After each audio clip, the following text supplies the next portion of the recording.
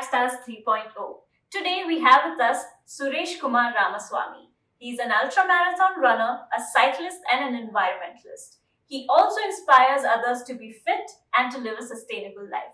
Are you ready to be inspired too? Let's go ahead and have a talk with Suresh himself. You have turned your passion for cycling into a cause for sustainability. Where did the journey begin?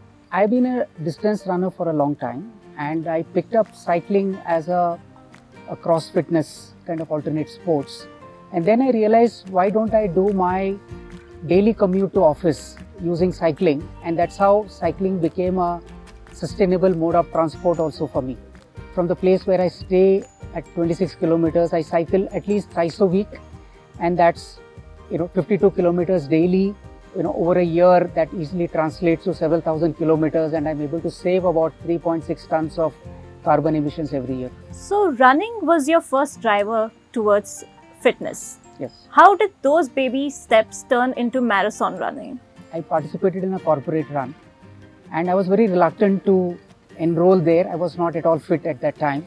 So I've been able to keep myself fit because of my running and cycling.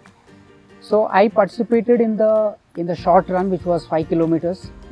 I could not complete the entire distance by running, so I walked and ran, and then finally I finished it. And then one thing led to the other. In 2019, I participated in a very unique event called the 12-hour stadium run, where I ran from 5 in the evening till 5 in the morning, non-stop for 12 hours. I also switched to barefoot running in the year 2012. So irrespective of the surface, I continue to run barefoot. Yeah. Actually, with barefoot running, my internal injuries are much lower, and that's one of the reasons that I am hooked on to barefoot running now for almost 12 years. What are the toughest cycling competitions that you have been a part of? In 2019, I did the Manali to Leh cycling tour, which is about 500 kilometers.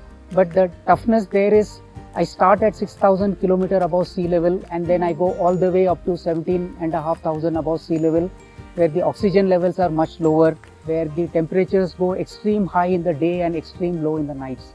And in addition to that, vertical climb is another challenge in this. So for example, 2 hill stations, Ooty, which is very famous, it's at 7,000 feet above sea level.